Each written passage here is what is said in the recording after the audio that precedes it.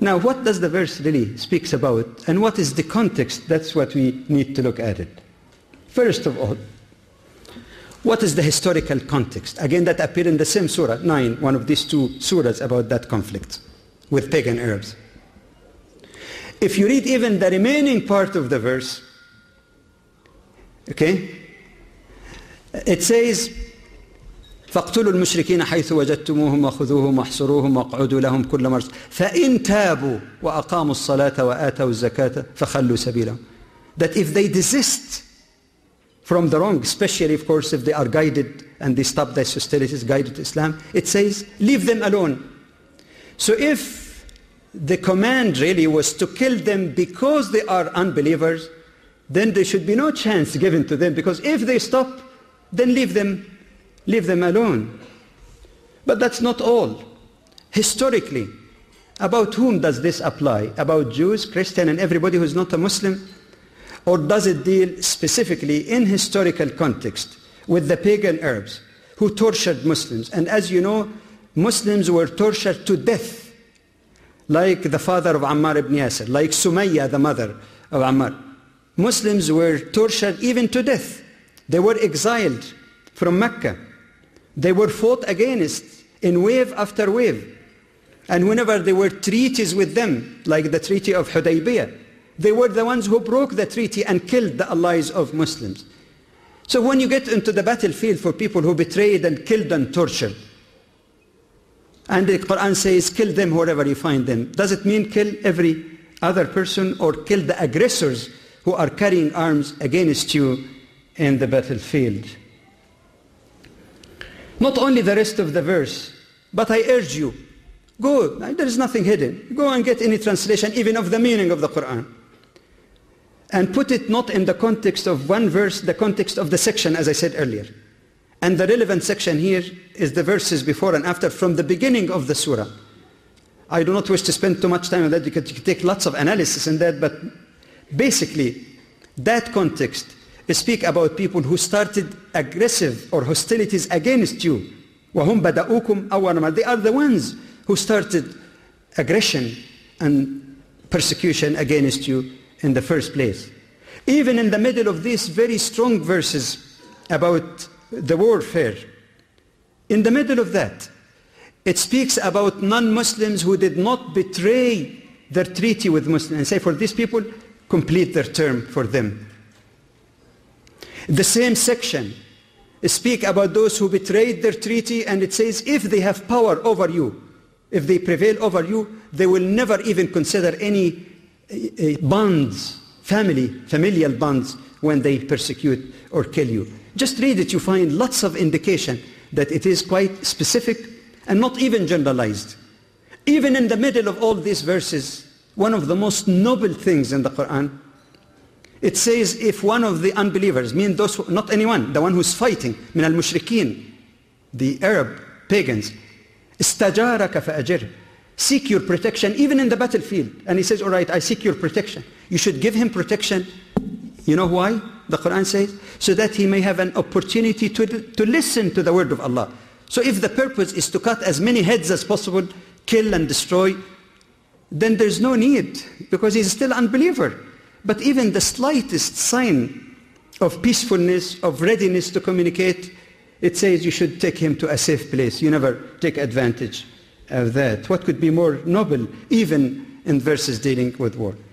One following things that I'd like to add here also is that if indeed that logic has any foundation whatsoever in the totality of the Quranic context, not just the verse or section, then it doesn't have any meaning at all, because it runs squarely against various places in the Quran, including that famous one, let be no compulsion in religion. You don't kill someone because of not accepting Islam. That's why Ibn Taymiyyah, rahimahullah, the great scholar of Islam, he discussed that issue.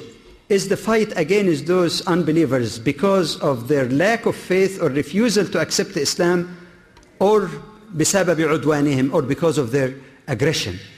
And he concluded that it is because of aggression. Ibn Taymiyyah did not come up with that from his own mind, and inshallah I will show you as we go on a specific indication in the Quran that the purpose or the reason for fighting is not their disbelief in Islam, but because of their aggression. There is one more point before moving to the next one. Some people say, but those verses in the Quran that speak about courteous dialogue and cordial relationship with non-Muslims has all been abrogated by what they call the verse of the sword, by that verse in chapter 9. There is no evidence from the Quran that this has been abrogating other verses. And while some scholars, and that's why I said earlier, don't quote me as scholars, scholars could be wrong also.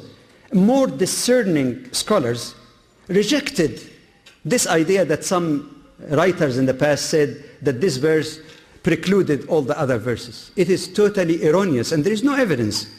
And it is well known in the methodology of usul, that's known the methodology of Islamic law, that something that is definitive cannot be rejected on the basis of something which is probabilistic. The Quran is clear, muhkam. The verses in the Quran that speak about good treatment of non-Muslims in spite of the rejection of Islam are numerous and clear-cut.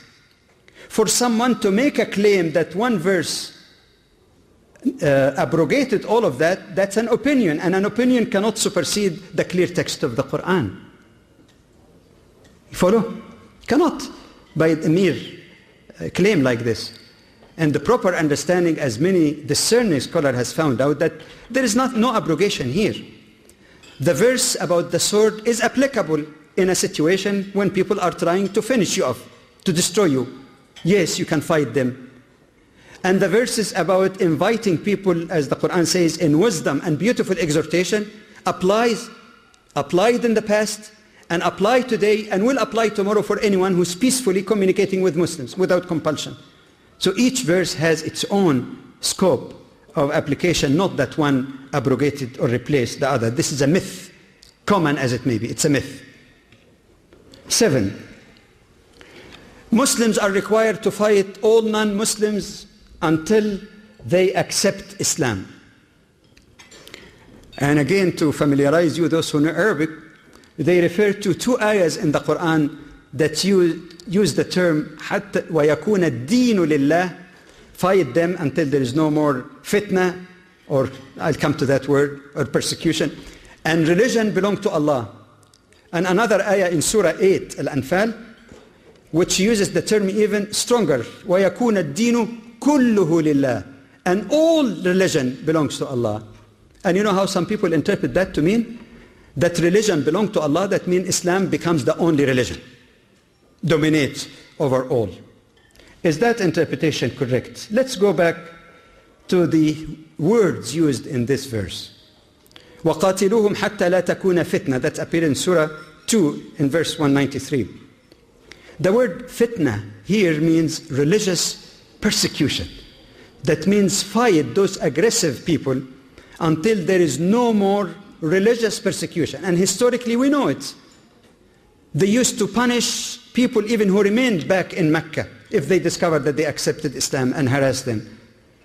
So يَكُونَ الدِّينُ لِلَّهِ does not mean Islam is imposed on everyone else, but it means that people have the freedom, the religion belongs to God, not to the rules and dictates of rulers, and people can choose a religion, whether it's Islam or otherwise. But there is even another aspect to keep the consistency of the methodology we mentioned earlier. What is the context of the Quran? The context is freedom to choose a religion, no compulsion in religion. How come the Quran says no compulsion and then says fight them until there is only Islam?